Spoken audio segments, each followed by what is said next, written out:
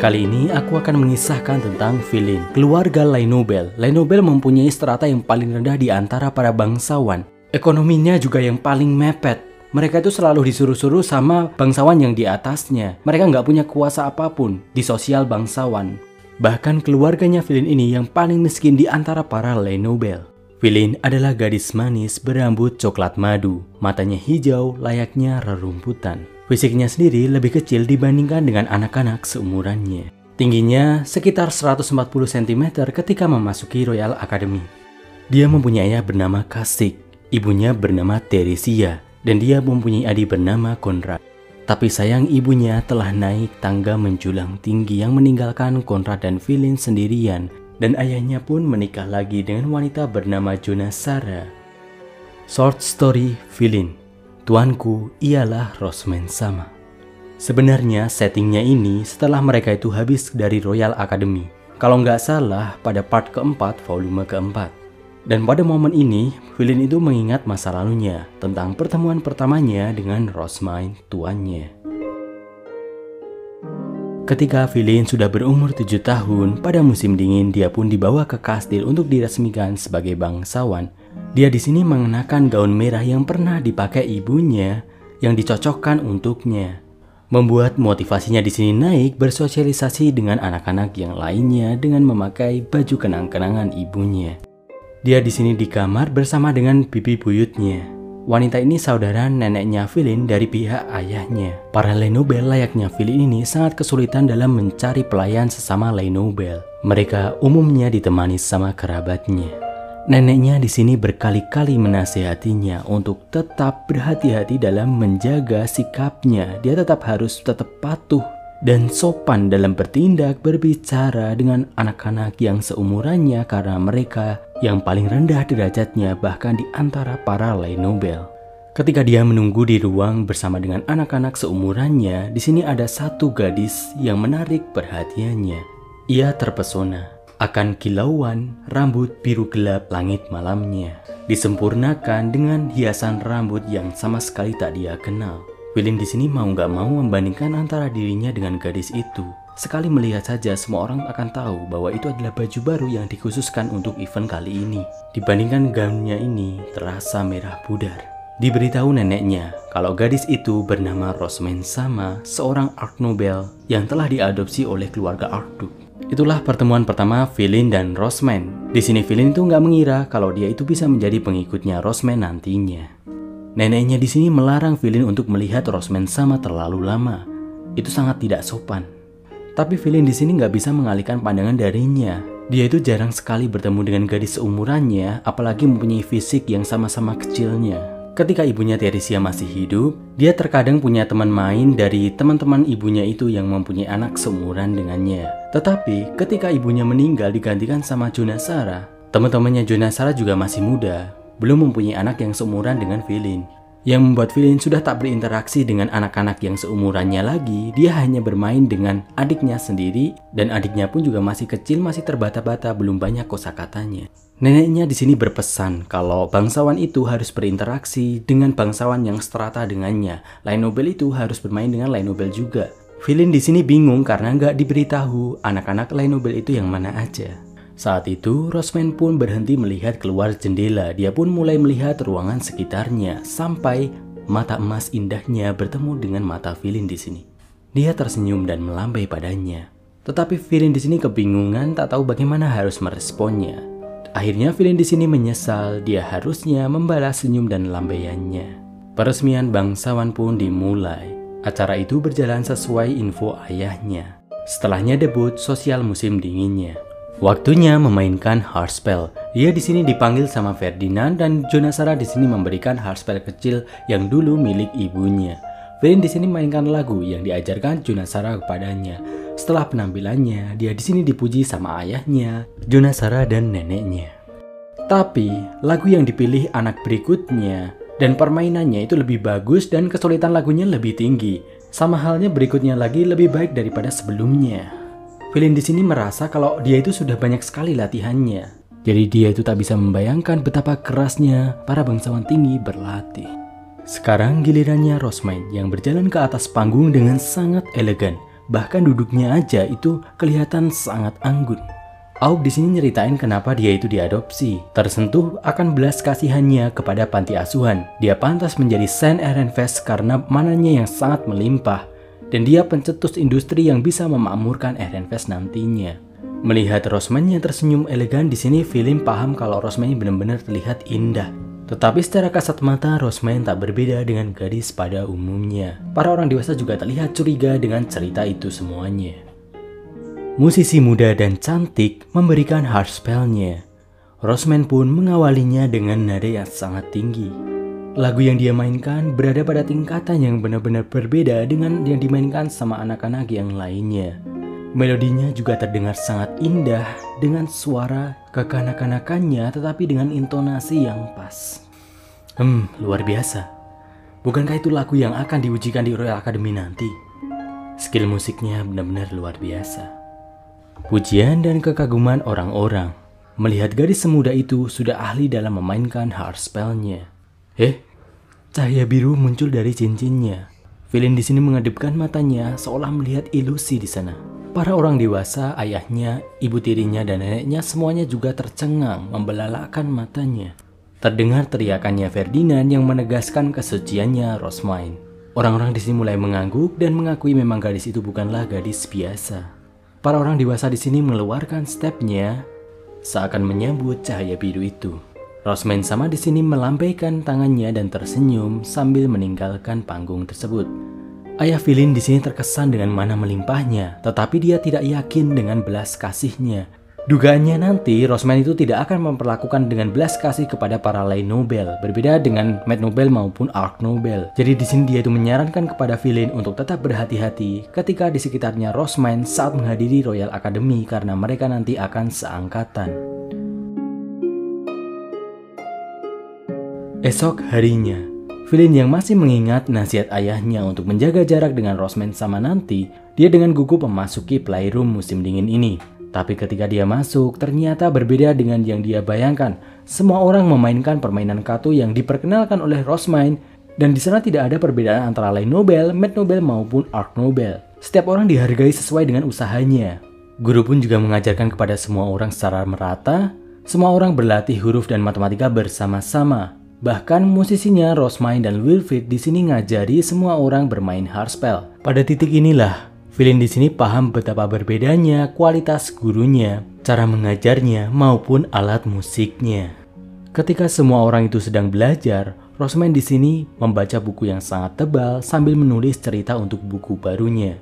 Melihat dia yang belajar dengan kecepatan yang sangat berbeda sambil menyelesaikan tugas kuilnya dan sesekali bermain dengan semua orang dan langsung menang, gak ada yang bisa mengalahkannya.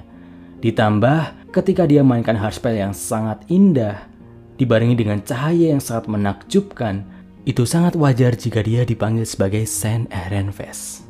Kalau dari sudut pandangnya Rosman, Philin ini menarik perhatiannya Rosman karena ketika ada free time, Philin selalu menggunakan waktunya untuk membaca. Dan ketika melihatnya membaca itu benar-benar terlihat menikmatinya. Ketika diberitahu Wilfried kalau yang membuat buku bergambar ini adalah Rosmine, Philin pun memberanikan dirinya. Rosmine sama, aku juga ingin membuat buku bergambar. Buku gambar seperti apa yang ingin kamu buat, Philin? Apa kamu punya cerita yang menarik? Aku ingin kisah-kisah yang telah didongengkan ibuku padaku bisa tertuangkan pada buku bergambar. Philin di sini menceritakan tentang mendiang ibunya. Philin, bisakah kau ceritakan dongeng-dongeng tersebut? Kamu belum bisa menuliskan, jadi biarkan aku menuliskan ceritanya untukmu. Tidak ada orang yang mau mendengarkan dongeng-dongeng dari mendiang ibunya tersebut. Jadi Philin di sini benar-benar senang bisa menceritakannya kepada Rosmine. Dia merasa nostalgia dan bisa mengenang mendiang ibunya tersebut. Apalagi Rosmine di sini menuliskan cerita itu untuknya. Rosmine di sini memberikan kertas yang bertuliskan dongeng ibunya Philin, sekaligus meminta Philin untuk berlatih menulis dengan menyalinnya. Philin melihat tulisan Rosmine sangat elegan, rapi, indah. Philin di sini benar-benar tak percaya kalau Rosmine ini benar-benar gadis seumurannya. Philin pun melatih tulisannya dengan model tulisan Rosmine. Philin, tolong tuliskan semua kisah ibumu yang kamu ingat, dan kamu bisa menyerahkannya di musim dingin berikutnya. Itulah percakapan pertama mereka. Dengan bayaran cerita tersebut, Filin diizinkan untuk meminjam buku bergambarnya. Dia juga menuliskan kisah ibunya itu di kertas. Saat Filin di sini menuliskan kisah-kisah ibunya, serasa ibunya itu masih membersamainya, membuatnya nyaman. Pada titik ini, Filin itu sudah memandang Rosmain sebagai tuannya. Dia dipenuhi perasaan akan kesetiaannya pada Rosmain. Saat dia kehabisan kertas, dia pun meminta ayahnya untuk menyediakan papan untuk menulis lebih banyak cerita lagi. Musim dingin tahun berikutnya. Untuk kalian yang sudah baca light novelnya pada part ketiga volume kelima, aku yakin kalian sudah baca SS-nya Charlotte. Settingnya sama, tapi dari sudut pandangnya Filin. Filin di sini sudah memegang tulisan-tulisan yang berisi kisah ibunya yang ingin dia berikan kepada Rosmain sama. Tapi Rosmain sama di sini tak terlihat. Dia pun mendengar cerita kalau Rosmain sama telah diracuni saat serangan di kastil yang membuatnya harus tertidur lama. Wilfrid dan Charlotte yang memimpin playroom pada musim dingin kali ini berusaha untuk menjalankan playroom ini seperti biasanya. Dan Filin di sini mencoba untuk membantunya. Terkadang dia juga memberikan semangat kepada Charlotte yang kehilangan kepercayaan diri untuk menggantikan kakaknya. Filin di sini menginginkan nuansa playroom ini tak berubah seperti tahun sebelumnya. Setiap kali mereka tak tahu harus berbuat apa, Damuel di sini membantu dan memberikan nasihat. Sekalipun di sini Damuel kesatria Lain Nobel, tetapi dia itu mendapatkan kepercayaannya Charlotte dan Wilfrid. Lain Nobel ternyata bisa menjadi pengikutnya Rosmain sama juga. Aku juga ingin menjadi pelayannya Rosmain sama. Mendengarnya Damuel langsung meresponnya. Mengapa ingin menjadi pelayannya Rosmain sama? Apa yang bisa Filin lakukan untuk Rosmain sama nanti? Tak menganggap keluhannya itu kekanak-kanakan, Damuel di sini malah meresponnya dengan serius. Melihat kertas-kertas yang dia pegang, aku akan mengumpulkan berbagai cerita. Rosmain sama sangat bahagia ketika aku menceritakan sesuatu yang baru. Aku akan mengumpulkan banyak sekali cerita untuk Rosmain sama nanti. Aku yakin Rosmain sama nanti akan bahagia mendapatkannya. Rosmain sama tidak memilih seseorang berdasarkan statusnya. Jika Rosmain sama tahu perjuangannya Filin, Filin nanti pasti bisa menjadi pengikutnya. Maksimalkan apa yang bisa kamu lakukan. Mendengar hal itu, Filin pun mulai menguatkan tekadnya. Dia pun mulai menulis cerita sampai Rosmain sama bangun nanti. Filin, kenapa kamu bersikeras dalam membuat cerita? Charlotte suatu ketika bertanya padanya. Ini nanti akan kuhadiahkan pada Rosmain sama nanti. Filin ingin jadi ajudannya One sama ya? Filin yang mendengarnya tentu terkejut. Dia yang sebagai Lain Nobel apakah bisa menjadi ajudannya? Dia di sini hanya ingin melakukan sesuatu yang bisa berguna untuk Rosmain sama, melakukan sesuatu untuknya. Dia tidak bermimpi terlalu tinggi untuk menjadi ajudannya Rosmain sama. Hanya dianggap berguna oleh Rosmain sama nanti itu sudah cukup untuknya. Bahkan Damuel yang menjadi kesatrianya Rosmain sama karena dia itu sudah menjaganya sejak dia itu berada di kuil, tempat yang dijauhi sama bangsawan. Setelah Rosmain sama diadopsi, ada pembicaraan kalau Damuel akan digantikan dengan kesatria Matt Nobel maupun Art Nobel. Tetapi karena Rosmain sama di sini masih tertidur, Damuel tidak tergantikan. Charlotte sama, aku tidak berharap untuk menjadi ajudannya Rosmain sama. Aku hanya ingin melayani Rosmain sama saja. Filin, padahal kamu hanya satu musim saja bersama dengan One sama. Tapi mengapa kamu ingin melayaninya? Filin di sini membelai papan di tangannya. Berkat Rosmain sama, kisah-kisah ibunya tertuliskan di sana. Berulang kali, Filin di sini membacanya akan memunculkan kembali kenangan-kenangan ibunya yang mendongengkannya dengan lembut untuknya. Jika tidak tertuliskan, maka kisah-kisah ibunya itu akan menghilang dari ingatannya.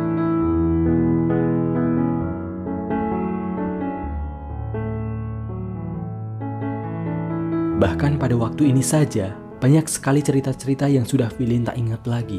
Rosmain sama mau mendengarkan ceritaku yang telah menjaga ibuku tetap berada di hatiku melalui kisah yang telah dia tuliskan untukku. Rosmain sama telah melakukan apa yang tak orang lain lakukan padaku. Dan karena itu semuanya, bagiku, satu-satunya tuanku hanyalah Rosmain sama saja. Oke, itu tadi kisah Filin, gadis bangsawan yang paling miskin, strata paling rendah. Percakapan pertamanya dengan Rosmain, gadis yang paling kaya bisa menghasilkan uang sendiri, mempunyai derajat paling tinggi. Yang mengubah roda kehidupannya Filin ini. Dan yang dilakukan Filin dalam penantiannya bangunnya Rosmain sama dari tidur panjangnya. Dari cerita ini setidaknya kita di sini tahu bagaimana kehidupan bangsawan Lainobel yang benar-benar penuh perjuangan, berbeda dengan Rosmind yang serba mewah. Villain hidup serba sederhana, sering mendapatkan barang bekas dari ibunya. Dan diperlihatkan betapa besarnya rasa sayangnya Villain kepada ibunya, rasa rindunya.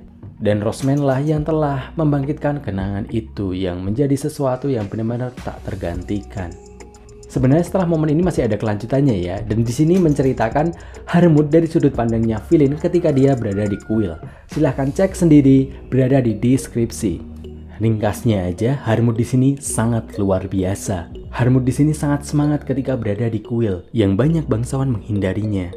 Bahkan pendeta abu-abu yang benar-benar tak dianggap sama para bangsawan, di sini Harmut benar-benar menghargai mereka sebagai sumber informasi legenda Saint Rosmind. Harmut dengan senang hati mendengarkan orang-orang yang berada di kuil, para pendeta abu-abu, para pelayannya Rosmind, orang-orang di workshop Rosmind. Mereka punya sudut pandang yang berbeda dengan orang-orang yang di kastil dan itu sangat menarik untuknya. Bahkan pada waktu membaca Rosmind saat ini, pergi ke panti asuhan bertemu dengan Wilma, pelayannya, dan Delia, mantan pelayannya, mendengarkan cerita mereka. Dalam situasi yang sama, tapi ketika status, posisi, dan tempat mereka berada berbeda, maka pandangan mereka pada kejadian itu dan tentang Rosmind itu juga berbeda. Itulah yang memuaskan Harmut. Harmut di sini mencari informasi hanya ketika Rosmind di sini sibuk dengan bukunya pada waktu membacanya saja, dan ketika Rosmind sudah siap-siap pergi ke kamarnya, Harmut di sini udah berada di situ gitu. Villain di sini benar-benar terkesan dengan Harmut ini. Dari cerita ini aja kita sini sudah tahu kalau Harmut ini akan mengetahui informasi-informasi rahasia tentang Rosmind. Bahkan ketika dia tahu informasi-informasi itu, tapi dia tetap tidak memandang rendah Rosmind, malah menganggap Rosmind ini benar-benar Saint yang sebenarnya. Ada satu hal yang aku setuju dengan perkataannya Harmut ini, kenikmatan dalam membaca short story itu adalah ketika status mereka berbeda, maka cara pandang mereka juga akan berbeda. Itulah yang menarik. Cukup itu dulu, terima kasih, sampai jumpa lagi.